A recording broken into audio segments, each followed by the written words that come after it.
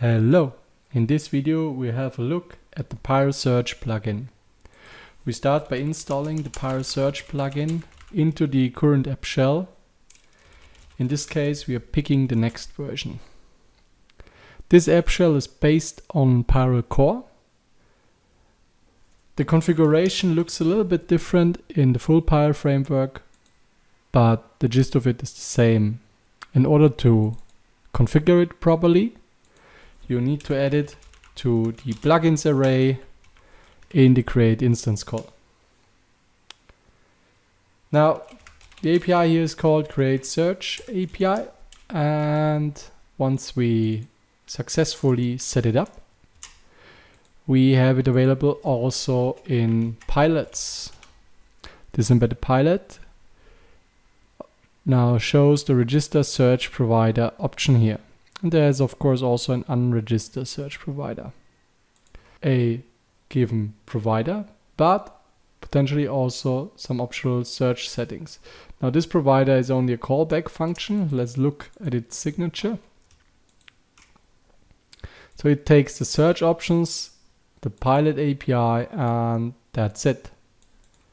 So in the simplest case, we just have here our options. And looking at these, you'll see that you get an immediate field which indicates if the enter key was pressed and the respective query.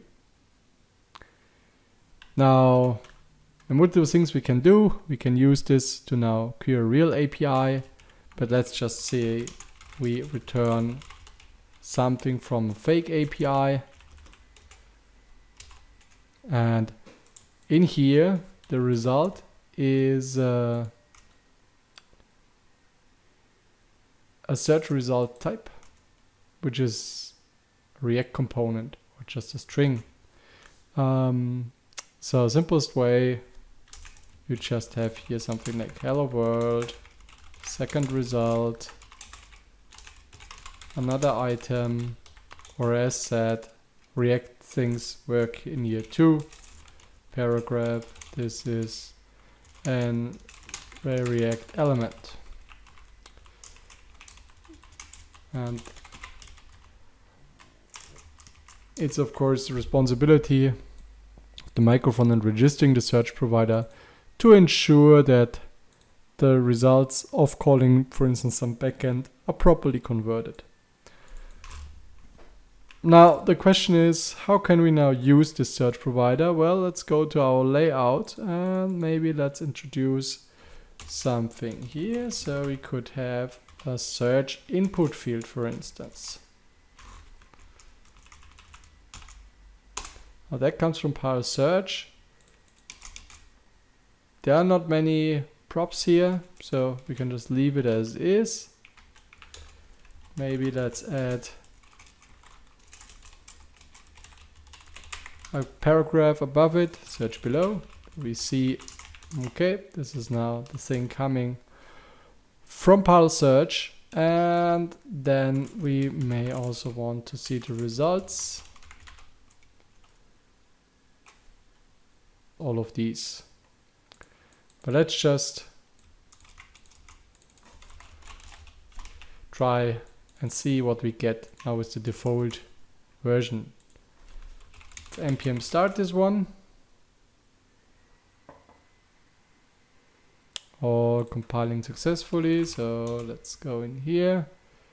Alright, so let's search for foo, and here you get already our search results.